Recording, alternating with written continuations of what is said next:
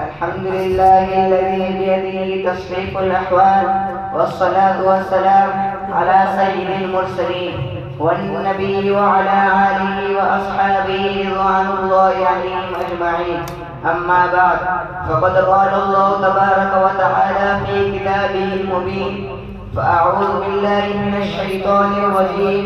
بسم الله الرحمن الرحيم. إن الصلاة تنهى عن الفحشاء والمنكر. فقال رسول الله صلى الله عليه وسلم: بين العبد وبين الكفر ترك الصلاة. صدق الله مولانا العظيم وصدق رسوله النبي الكريم. وسجدہ روح زمین جس سے کاپ جاتی تھی، وسجدہ روح زمین جس سے کاپ جاتی تھی، اسی کو آج ترستے ہیں منبر و محراب. صدر محترم اور حاضرین جلسہ، اللہ تعالیٰ کا بہت ہی بڑا احسان عظیم یہ ہے کہ حق تعالیٰ نے ہمیں اس متبرک و منور مجلس میں بیٹھنے کی توفیق دی. بہت دنوں سے قلب میں آرزو و تمنا تھی کہ آپ حضرات کے روبرو نماز کے موضوع گفتگو بنو. اس مقصد کو سامنے رکھ کر لب گشائی کی جسارت کر رہا ہوں، اور میں اپنے آپ کو بہت ہی خوش نصیب سمجھتا ہوں کہ آپ جیسے معزز و مکرم حضرات کے مابین لب گشائی کا موقع ملا. اللہ تعالی ہمیں سماج سے زیادہ عمل پیرا بنائے، آمین. خالق السماوات والارض نے امت مسلمہ اور اپنے محبوب محسن کائنات صلی اللہ علیہ وسلم کو بے بہانے نعمتوں سے نوازا اور ہمیشہ تحفوں سے سرفراز فرماتا رہا. ان نعمتوں میں سے ایک اعلیٰ و ارفع تحفہ نماز کا تحفہ ہے. اس متبرک تحفے کی فضیلت روز روشن کی طرح آیا ہے. حضرات، اللہ تعالیٰ نے حج کو فرض میں نازل فرمایا، زکوٰۃ کو فرض میں نازل فرمایا، روزہ کو بھی فرض میں نازل فرمایا، ایمان کو بھی فرض میں نازل فرمایا، تمام احکام کو فرض میں نازل فرمایا. لیکن جب نماز کی باری آئی تو رب کائنات نے اپنے محبوب محسن انسانیت صلی اللہ علیہ وسلم کو فرمایا کہ ہم آپ کو ایک قیمتی تحفہ دینے والے ہیں. یہ تحفہ بہت اعلیٰ ہے، یہ تحفہ بہت عرفہ ہے، اور اعلیٰ و عرفہ شے کو علیہ کی جگہ عطا کیا جاتا ہے. لہذا نماز کو عرش الہی پر بڑھا کر عطا کیا گیا.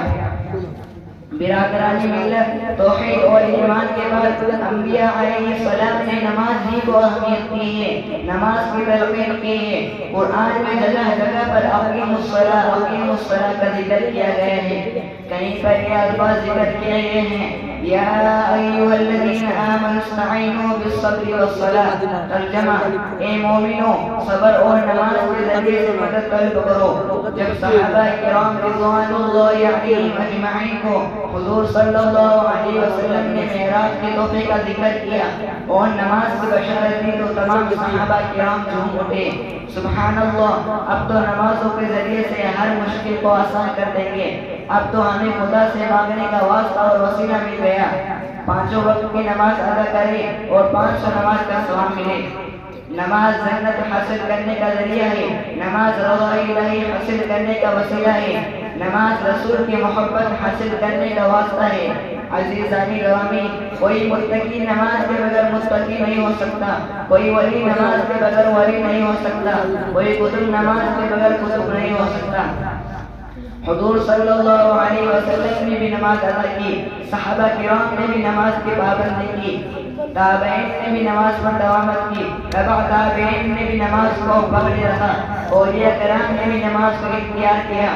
کوئی بتاؤ کہ کسی نبی نے نماز ترک کی ہو نبی بن گیا ہو، کوئی قطب نماز کے بغیر قطب بن گیا ہو، کوئی ولی نماز کے بغیر ولی بن گیا ہو، کوئی امام نماز کے بغیر امام بن گیا ہو، کوئی ابدال نماز کے بغیر ابدال بن گیا ہو.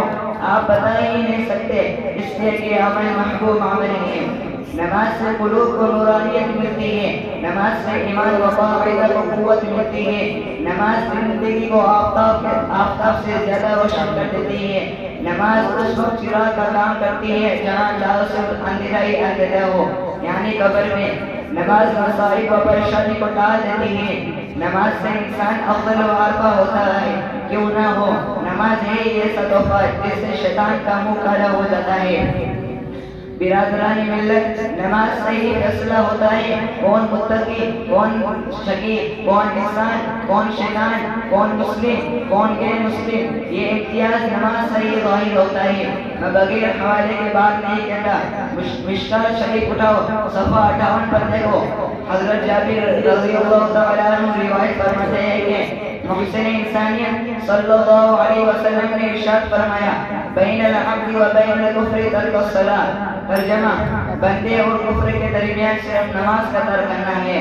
مشکات شریف کے اسی سفر پر دیکھیں ایک اور حدیث ہے جس کے راوی حضرت بریدہ رضی اللہ تعالی عنہ ہے۔